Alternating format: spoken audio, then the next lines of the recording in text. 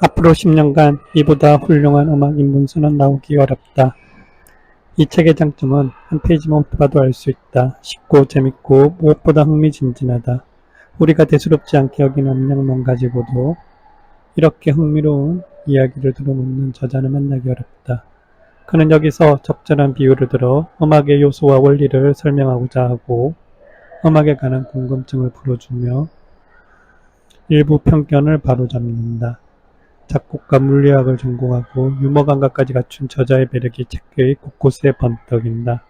나는 번역 작업을 하면서 이번처럼 많이 웃어본 적이 없다. 앞으로 적어도 10년간은 이보다 더 훌륭한 음악 입문서가 나오지 않으리라 확신한다. 죄송합니다. 안녕하세요. 의사와 함께 책 읽으며 건강해지는 건강민국입니다. 오늘은 제가 주말에 주로 보는 예체능 관련 도서 중 하나로 오늘은 음악책을 하나 소개시켜 드리겠습니다. 존 파웰 지음 과학으로 풀어보는 음악의 비밀. 베토벤에서 비틀즈까지 물리학과 심리학을 넘나들며 재밌게 풀어보는 음악의 수수께끼. 우리가 어떤 것을 정말 좋아하고 잘 안다고 생각하지만 실은 그것이 무엇이 모르는 경우가 종종 있다. 대다수의 사람들에게 음악이 바로 이렇다. 이해하지도 못하면서 그냥 즐기는 것이다. 네, 지금부터 이 책을 소개하겠습니다. 귀 기울여 잘 들어보세요.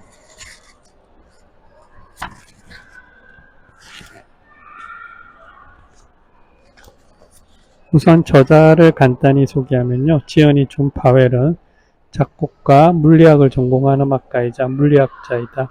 영국 셰필드 대학에서 음악 음향학을, 노팅엄 대학과 스웨덴 톨레이 대학에서 물리학을 가르치고 있다. 현재 영국 노팅엄에서 살고 있다.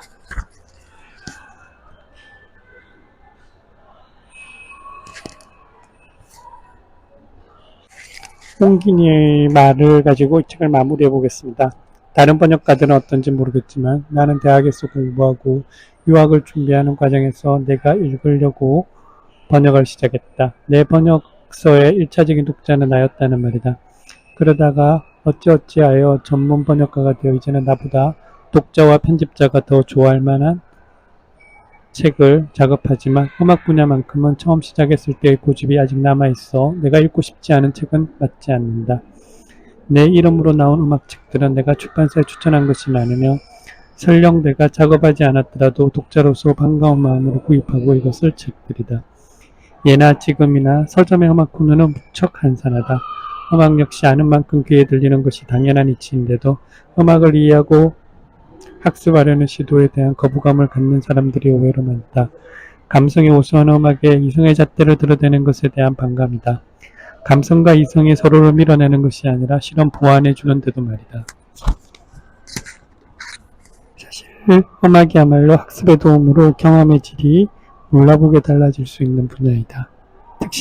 특히 클래식이라고 불리우는 서양 음악은 이런 길잡이 없이는 친숙해지기 어렵다.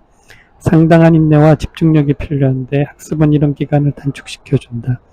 그래서 나는 오래전부터 쓸만한 음악 입문서를 계속 찾았다.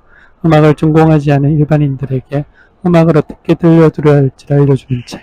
음악 주변 에피소드만 소개하는 것이 아니라 음악 자체를 이야기하는 책. 음악적이 어떻게 구성되고 선율과 화성이 어떻게 만들어지고 악기에서 어떻게 소리가 나는지 말해주는 책을 찾았다. 무엇보다 쉽고 재밌게 이런 내용을 풀었으면서 독자에게 음악 감상의 동기를 부여줄 수 있는 책을 원했다. 몇 년 전 네이 왈츠를 번역하면서 이런 책에 대한 필요성을 절감했다. 네이 왈츠의 첫 두 장에 음악 이론에 관한 설명이 나오는데 이것을 좀 더 쉽게 확장해서 독립적인 책으로 만들면 좋겠다는 생각을 했다. 하지만 이런 책을 쉽게 쓸 수 있는 것이 아니다. 까다로운 전문 용어와 악보의 장벽을 넘어야 하고 비전공자의 눈높이에 맞춰 쓸 수 있는 대중적인 글솜씨도 갖추어야 한다. 시중에 나와 있는 음악책들이 주관적인 감상을 담은 에세이나 전공자를 위한 분석책으로 양분되는 데는 다 이유가 있다. 내 귀에 들리는 음악에서 대체 무슨 일이 벌어지는지 알고 싶어하는 일반인들을 위한 책은 정말 드물다. 존 파웰의 이 책을 만났을 때 나는 이 책이 내가 그토록 찾았던 바로 그 책임을 알았다. 사실 만족스러운 음악 입문서를 찾지 못하여 내가 책을 직접 쓸 생각까지도 했다. 그래서 음악이론과 음향악, 오케스트라 악기에 대한 책들을 사 모으던 중이었다. 파일 덕분에 이런 수고를 들게 되었다. 난 앞으로 적어도 10년간 이보다 더 훌륭한 음악 입문서가 나오지 않으리라 확신한다. 이 책의 장점은 한 페이지만 뜯어봐도 알 수 있다. 쉽고 재밌고 무엇보다 흥미진진하다.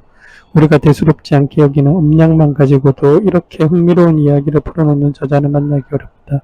그는 여기서 적절한 비유를 들어 음악 요소와 원리를 설명하고 음악에 관한 궁금증을 풀어주며 일부 편견을 바로잡는다. 작곡가, 물리학을 전공하고 유머 감각까지 갖춘 저자의 매력이 책의 곳곳에 번뜩인다. 나는 번역 작업을 하면서 이번처럼 많이 웃어본 적이 없다.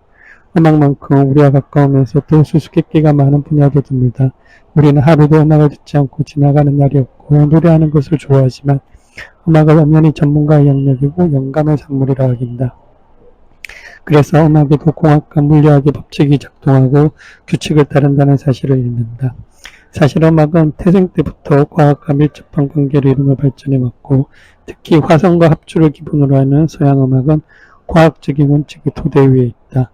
악보, 악기 구조, 조율 체계를 보면 서양의 합리주의, 세계관이 그대로 드러난다. 이 책은 음악에 숨겨진 이런 과학적 사실들을 우리에게 알려주고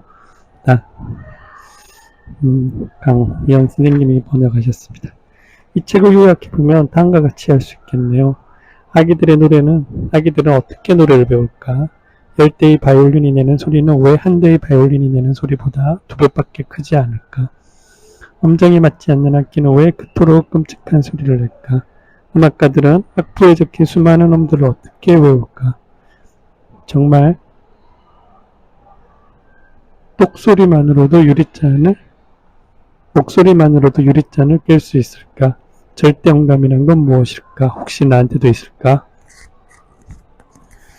좋은 곡을 들으면 기분이 좋아진다. 그런데 어떤 곡조는 위기에 좋게 들리고 어떤 곡조는 끔찍하게 들리는 이유는 무엇일까? 아름다운 소리에는 어떤 비밀이 숨어 있을까? 과학자이자 음악가인 저자는 이 책, 과학으로 들어보는 음악의 비밀에서 바로 이런 과학적인 궁금증들을 쉽고 재미있게 설명하면서 매혹적인 음악의 세계로 우리를 안내한다. 음악을 좋아하는 사람은 많지만 정작 음악이 어떻게 이루어져 있고 어떤 원리로 우리에게 감동을 주는지 아는 사람은 많지 않다. 귀를 잡아채는 팝송의 매력, 모차르트의 조성에 얽힌 비밀, 작곡에서 화성이 하는 역할, 왜 어떤 음들은 서로 충돌하고 어떤 음들은 조화롭게 들리는지, 베토벤의 월광 소나타와 레드 제플린의 스테이어웨이 투 헤븐은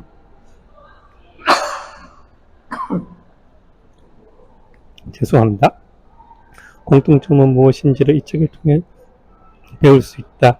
음악의 과학과 심리학에 관한 문제들을 재치있고 유쾌하게 틀어주는 이 책은 악보를 읽을 줄 모르는 일반인들은 물론 전문 연주가에게도 소중한 책이다.